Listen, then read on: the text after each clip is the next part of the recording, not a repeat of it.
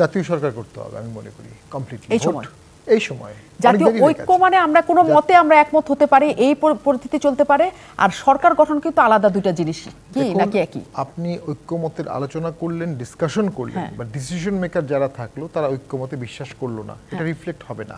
Participation লাগবে, ownership লাগবে। আমরা এই সরকারের কাছে চমক আশা করেছিলাম। ডক্টর ইউনূস যেভাবে করে গ্রামীণ ব্যাংক করেছেন, যেভাবে সোশ্যাল বিজনেস করেছেন, যেভাবে গ্লোবালি উনি পৃথিবীতে অর্থনীতিতে কন্ট্রিবিউট রেখেছেন, আমরা ভেবেছিলাম তার হ্যান্ডসটা সহ তিনি এটা করতে পারবেন। তার অ্যাডভাইজার, তার হ্যান্ডসটা মিলে আমি মনে করি 100 দিনে আশারূপ সফলতা এই সরকার দেখাতে পারেনি।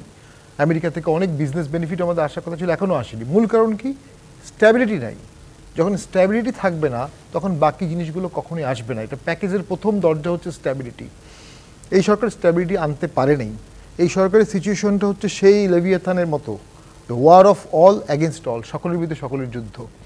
এবং খুব দুঃখজনক আজকে এইমাত্র আমি দেখলাম ইউকে গভর্নমেন্ট একটা ট্রাভেল রেস্ট্রিকশন দিয়েছে একটু আগে, যে বাংলাদেশে যেন ইউকে সিটিজেনরা খুব সাবধানে চলাফেরা করে।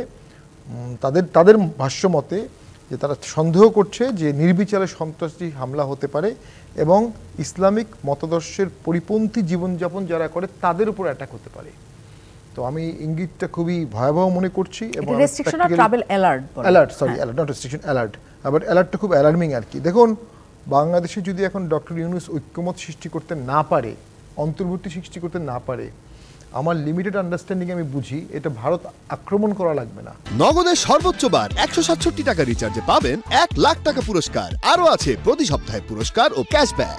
বাংলাদেশে অটোমেটিক্যালি মিনি তালেবান কোথাও তৈরি হবে, কোথাও মিনি কমিউনিস্ট কান্ট্রি তৈরি হবে, কোথাও খেমারুজ হবে, কোথাও হিন্দু রাষ্ট্র হবে, কোথাও মুসলিম রাষ্ট্র হবে, কোথাও ছোট একটা আওয়ামী রাজ্য হবে, কোথাও জামাত রাজ্য হবে। তো সব মিলিয়ে দেশটা খান খান হয়ে যাবে, ওয়ান গভর্নমেন্ট থাকবে না। লিবিয়াতে তাই হয়েছে, সিরিয়াতে তাই হচ্ছে, পৃথিবীর অসংখ্য দেশে তাই হয়েছে। এবং সেসব দেশের ইনিশিয়াল 100 দিনের সিমটম আর আমাদের ইনিশিয়াল 100 দিনের সিস্টেম হুবহু মিলে যাচ্ছে। আমি খুবই শঙ্কিত এই বিষয়টা নিয়ে। এবং আমি মনে করি রিজনাল ডিস্টেবিলিটিও হবে। যখন রিজনাল ডিস্টেবিলিটি হবে তখন ডেফিনেটলি হয় ইন্ডিয়া তার বর্ডার খুলে দেবে, নয় ইন্ডিয়া তার বর্ডার বন্ধ করে দেবে। তো সেই ক্ষেত্রে আমি মনে করি ডেফিনেটলি একটা ঐক্যমত করে জাতীয় সরকার করে ঠিক করে। দেখুন, শেখ হাসিনাকে ভারতে আশ্রয় দেওয়ার ব্যাপারে কিন্তু সকল দল একমত হয়েছে। এখনো বাংলাদেশের সকল দল, হ্যাঁ তাদের সকল দল এখনো বাংলাদেশের বিরুদ্ধে বা বাংলাদেশের বিষয়ে তাদের মোটামুটি রাজনৈতিক সব এক আছে। আমরা কিন্তু এখন পর্যন্ত ভারতকে কিভাবে হ্যান্ডেল করব। আপনি যেহেতু এই প্রসঙ্গটা তুললেন, শুধু এই উত্তরটা নিয়ে আমি জোনায়েদ স্যারের কাছে যাব।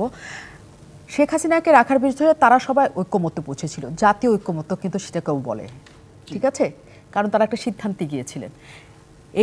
এই কারণে তাদের কিন্তু জাতীয় সরকার গঠন করতে হয় নাই। এখন আমরা যদি কোনো সিদ্ধান্ত নিতে চাই বর্তমান পরিস্থিতিতে রাজনৈতিক দলগুলোর সাথে করে ঐক্যমত নিতে পারি, এই কারণে জাতীয় সরকার গঠন করাটা জরুরি কিনা? না, জাতীয় সরকার গঠন করা এই কারণে প্রয়োজন, পলিটিক্যাল দলগুলোকে এই সরকারকে ওন করতে হবে। আচ্ছা, আপনি বলবেন ওন না করে ডিজোন করে তাহলে এই মতাদর্শ বা ঐক্যটা সফল হবে না। এবং এই ঐক্যমতটা বাস্তবায়নের দায়িত্বের একটা অংশ পলিটিক্যাল পার্টিগুলোকে দিতে হবে।